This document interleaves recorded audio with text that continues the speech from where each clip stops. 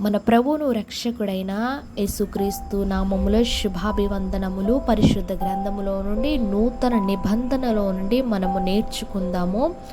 మీరు ఓర్పు చేత మీ ప్రాణములను దక్కించుకొందురు.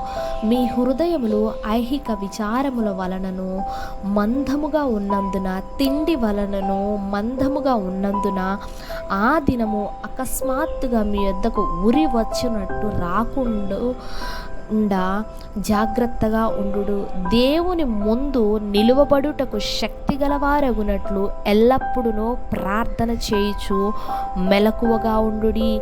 మీ నిమిత్తమును మీ పిల్లల నిమిత్తమును ఏడువుడి. నన్ను జ్ఞాపకము చేసుకొనుము. మనకు బోధపరచునప్పుడు మన హృదయము మనలో మండుచుండలేదా?